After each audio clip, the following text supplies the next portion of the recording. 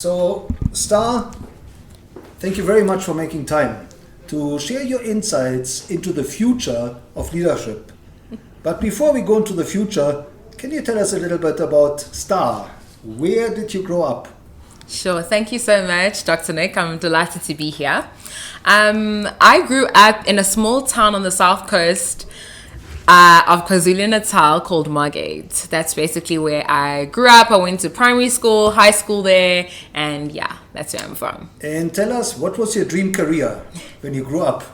My dream career growing up was being a TV presenter, but my mom said it doesn't have any money. So I put that aside and I said, I want to be a doctor.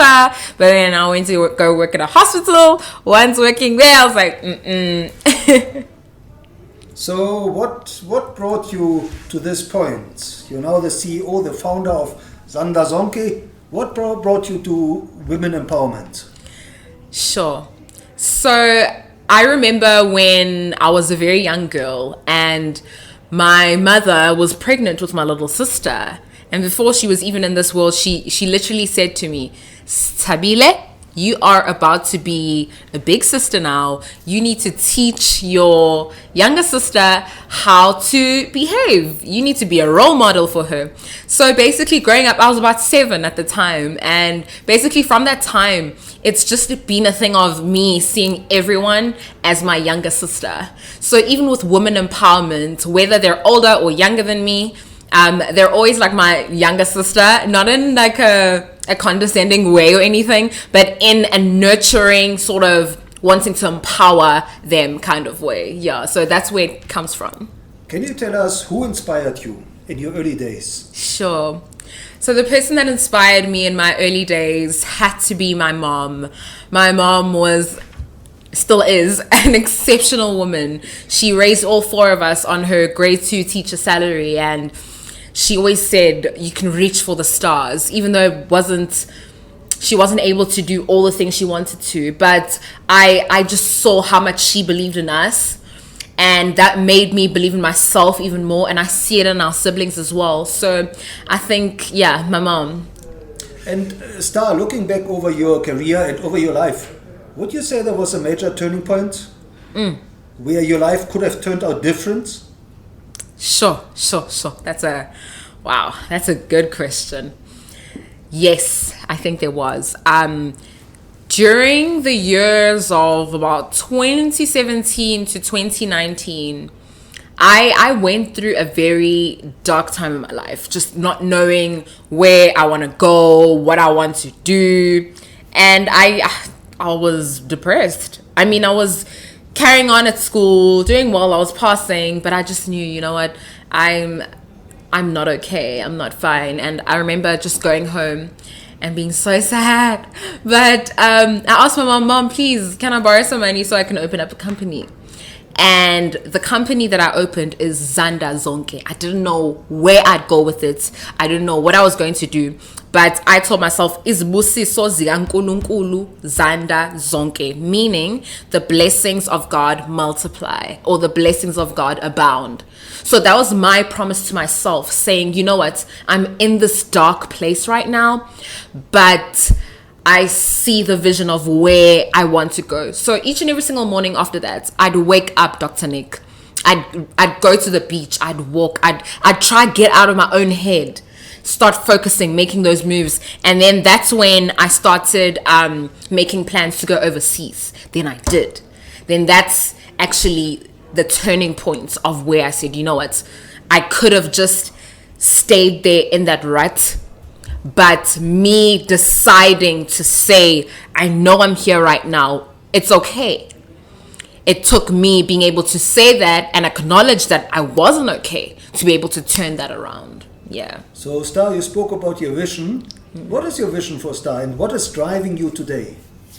Sure. So my vision is to be able to impact and inspire so many young people to reach for their dreams. I mean, Dr. Nick, I come from a background, as I said, it was just our mom, because dad passed on when we were very young. And I literally had the privilege of having the mother that I have who inspired us to dream bigger.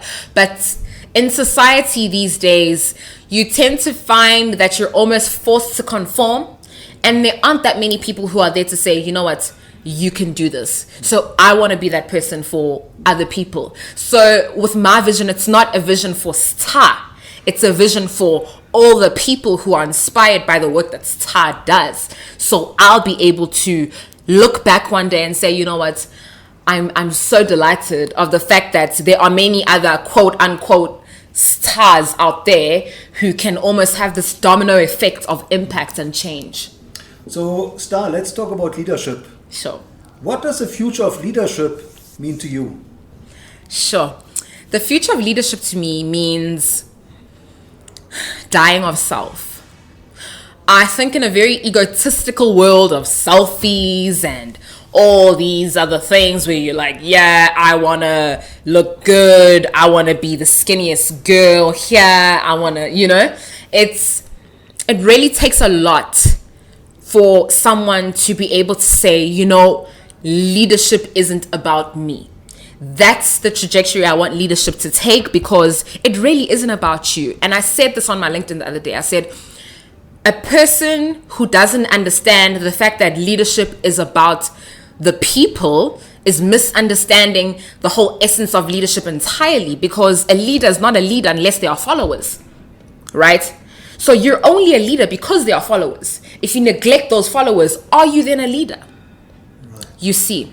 So my whole thing with leadership is the fact that it's not about you as the leader. Once you're able to break away from the fact that you have this title as a leader or CEO of a company, once you're able to break away from that and fall in love with the vision and have other people get on board with the vision, that's when you become a true leader. So that's the vision that I have for leadership in the future. Now, Stha, tell us, what have you learned from your own leadership journey? Sure. That you consider most important for building future leaders and empowering future leaders? What does it take? What I've learned is the fact that listening is so important. Listening in order to want to understand what the other person is saying. Now, there's a difference between listening and saying, okay, I'm listening, I'm giving you my time of day, I'm keeping quiet, but I'm trying to basically think of what I'm about to say. But listening is absolutely vital. And I think a lot of people get it mixed up because they feel as though, I've got to have something smart to say. But it's so important to listen, because once you listen in order to understand, you're able to better ask better questions. You're able to understand the other person's viewpoint. You're able to then make very appropriate decisions based on what you've heard with that understanding. So I think if we can just start there, listening is very important, because you actually show that you care and that you care about what the other person is saying, that what they're saying is valid and important. So then it's almost like how do I put it? That's actually a positive for you as well, because the other person now is way more open to listening to whatever it is you have to say, because they feel you've listened to them, and whatever you're saying is not coming from a place of trying to combat what they're saying, but rather wanting to better understand and actually get to the point of what it is you're trying to achieve. Now, Stha, you've got a very prominent, strong personal brand, especially on LinkedIn. What is your advice for future leaders? How should they navigate social media to build their own personal brand? Sure. So in this technological age that we're living in, social media is everywhere. And I mean, there are so many social media platforms that are coming out, even Clubhouse that recently came out on iPhone. But I think as future leaders, it's important to use every platform wisely. I say that because if truly you want to make an impact, if truly this is what you want to do, then you should be willing to put in the work on those social media platforms in order to reach a wider audience for your vision. Now, on social media, it's the usual content that we do see as young people is content of people just posting where they are, what they're eating, where they're buying from, what they're doing. So a person who then comes out and says, you know what, this is what I'm working on. This is what I want to achieve. This is where I'm going. It's a little bit against the grain. So I think for me personally, what I've done with LinkedIn and all my other social media platforms, I've said, okay, cool. What do I want my social media to look like? What would I want to see if I was trying to break out or get to the next level of my life? So basically the content that I feed out is what I would personally want to receive. So I think people should think of it in that manner, because the reason for social media being such a depressing platform for a whole lot of young people is because people are just out there saying, this is my life is amazing, everybody look at me, I've got money, everything's going so perfectly for me, whereas it's not. Why don't we then use those platforms in order to propel us forward? We're working in any case. So it's just another avenue for you to reach a wider audience and network as well. Yeah. So Stha, let's touch on challenges, leadership challenges. Sure. You mentioned your own challenges. You work with a lot of women leaders.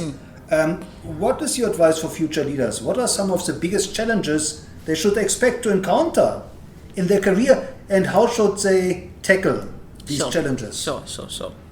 So future leaders going into various industries, some may encounter male-dominated industries where you find that your partners, your clients, everyone that you're communicating with is male.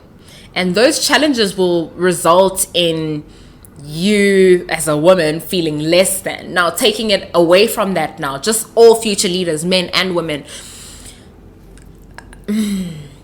In many industries, you have industry giants and people that have been there for a very, very long time. And as an aspiring leader, sometimes you look up to these people, yes, but you may find yourself in situations where you feel less than, or you feel like you're an imposter, imposter syndrome, you shouldn't really be there. And that's something that happens. I mean, I've had that happen to me before, where I've been sitting like in a team of people and I'd be like, oh, wow, everyone here is so amazing. I wouldn't show that, but I'd feel like, okay, is my opinion really valid? So as future leaders, I think we've got to be aware of that. Just be real and say, okay, you know what, cool. In those situations, how you tackle that, you listen. Yet again, that's where listening comes into play. Show interest in what the other person is saying. Learn from them rather than being intimidated by them. Rather take a stance of saying, okay, you know what? Wow, I'm not there, but I'm so inspired by where you are right now. Let me learn from you. Okay, cool, but this is where I am right now. What can you tell me? How can you be of assistance to me? How can I be of assistance to you? Because you might be looking down on yourself, but the other person might be saying, wow, okay, Stha, you've got something to offer. So I think that's the biggest one, because it's quite a hindrance in terms of future leaders. And I know future leaders are very aspirational, young people with fire and energy, but understanding the fact that yes, you won't be feeling 100% all the time, but breaking away from that mindset and knowing that like there's night and there's day. Like, you'll be okay. Just work at it one step at a time. Yeah. And tell us, Stha, if you were to design a curriculum for future leaders, what are some of the new skills you would want to factor in? Sure. Number one, some of the skills that I'd like to factor in, soft skills, would include self-confidence strategies, right? Self-confidence strategies, looking at self-esteem, going way back, digging, okay, cool, this is what makes you insecure. Where does it stem from? Did somebody say this to you? Did somebody make you feel this way? Why are you the way that you are? Because once a person gets to understand who they themselves are, nobody then can come to them and attack them. And I said this at a webinar recently where I literally just said, it's so important to know who you are. Because if you can come to me and say, yo, Stha, like, you've got a big nose. If I didn't know I had a big nose, I'd be offended, right? But if you come at me, I know I got a big nose. It's like, yeah, I know I got a big nose. I love my big nose. You see, I'm just making that as an example. But even with certain characteristics, people can then come to you and you're well aware. So awareness, self-awareness is vital. So beginning with that self-awareness, then branching into self-confidence, right? Yes. So when we say self-love is important, I really advocate for self-love, but self-love needs to be coupled with self-awareness. You can't just say, oh yeah, I love myself, and then not even evaluate your own blind spots. Then what is that? Because as a human being, you've got strengths, but you've also got weaknesses. So it's important to know those for yourself. So self-confidence would be the first thing. Second one would be, for future leaders, would be public speaking. Yeah, public speaking. Absolutely vital. In high school, I actually didn't do any public speaking. I thought debating, I didn't like the whole debating. I wish we had actual public speaking classes where you're taught how to breathe appropriately, where you're taught how to speak from your core, from your diaphragm, where you're taught how to engage the audience. I had to learn that on my own. It's because it was an interest of mine, Dr. Nick. I read books, I would watch videos, and in as much as people used to say, you're a fantastic speaker, I always wanted to get better, but nobody taught me. I had to learn that for myself. So I think that one would be vital as well. With public speaking, not just prepared speeches, but impromptu speeches. That one, I'll never forget. When I was in grade 7, my teacher was doing impromptu speeches, right, in our class, and she was evaluating us. And my word was color. And she gave me 30 seconds to think about it. I kid you not, I stood in front of the class. I didn't say a word. It was so difficult for me. I didn't say a single word. But from that day, I said, you know what? I need to work on this. I need to work on this. From that day, I remember. And so my friends can even tell you, even in university, I used to say, okay, cool. I want to talk about this topic this month. So just throw random words at me whenever like we're walking or we're doing something. And literally, my friends can actually tell you that when we'd be walking, one of my friends would be like, okay, leadership. Then I talk for 1 minute. And then my friend would then say maybe trees. Then I talk for 1 minute about it. So it helped me to develop that skill of thinking on my feet. So much so that even with my YouTube videos, I don't really have how do I put it? I don't edit my videos as much. What I told myself was, even if I have to do it 7, 8 times, I'm going to make sure that people can actually see me speaking. Because sometimes people get comfortable with the fact that they can cut, stop, cut. So I just said, no, this is what I'm going to do. If I have to do it 7 times, I'll get frustrated with myself. But I'll know that you can't mess this up. Got to keep it going. So just with that. So it's public speaking and impromptu speeches especially. Another thing I think for future leaders, the power of networking and collaboration. As I said, leadership is not leadership unless it takes into account the people following the leader, right? With that leader as well, we're not talking about an authoritarian here or a dictator. A leader is a person who's able to be humble enough to say, I know that I'm powerful in this sense, but I know, sure, Dr. Nick, he's amazing at branding. Let me reach out to him. Collaborating, networking, putting people together, and understanding the fact that you don't know everything. As soon as someone thinks they know everything, that's actually when they stop learning and growing, and you don't want to associate yourself with that person because you're going to limit your own growth and stunt your own growth by being associated with that person with a very closed view and mindset. So the power of networking and collaboration. What else? Personal branding. Right. Personal branding. That's important. Personal branding. I'd really like to include that one as well. Personal branding is absolutely vital. With personal branding, I'd put it together with authenticity. Yeah.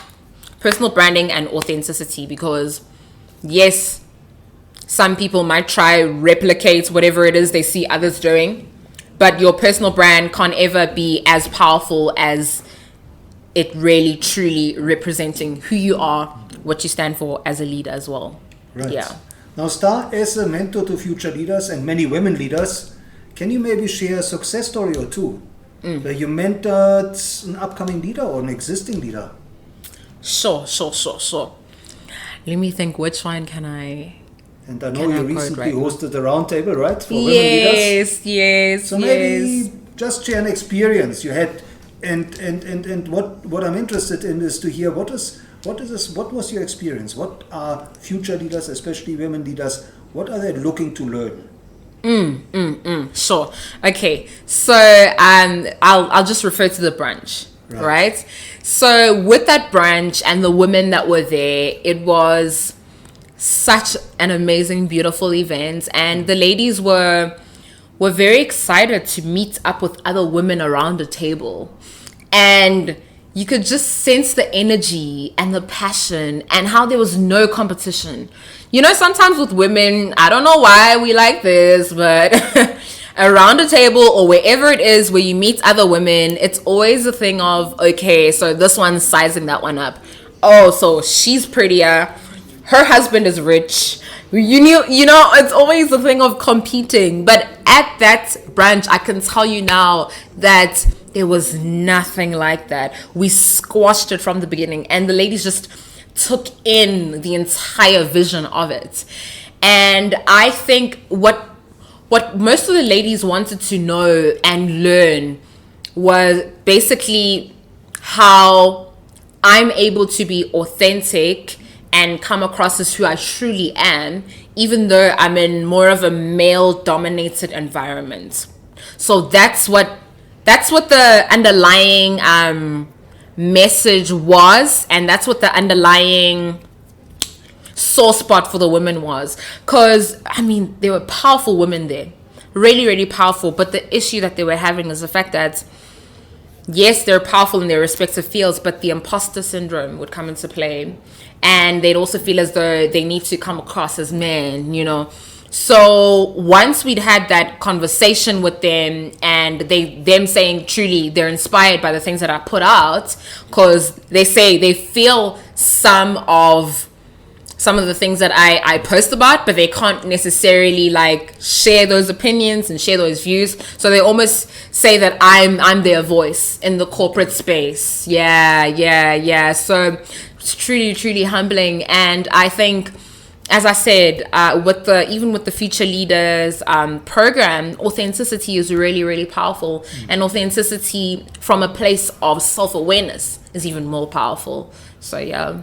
And tell us, Stha, are there any role models of leadership that you encountered maybe in your own life, in your leadership journey, in your learning journey, that you would recommend future leaders should learn from? Sure, I've got so many. Right now, at the top of my head, I could probably say... Dr. Nick, I wasn't ready for this one. That's fine. Okay, I could probably say someone like Oprah. Yeah, because she's a woman and she's still got that nurturing side to her, but she's got so many things going on. I mean, she started her school here for girls in South Africa. She's got her network called OWN. She's had a show for many years. She's basically there at the top, like with people that are very high, you know. So I think with Oprah, I like the fact that she's still a woman. When you think of Oprah, you're like, oh, Mom Oprah, you know. So I think she'd be one of them. Yeah, one of them. So Stha, how can our listeners connect with you? Cool. So you can connect with me on LinkedIn, number one. I love LinkedIn. LinkedIn is my favorite platform because I get to meet people like Dr. Nick. Thank you.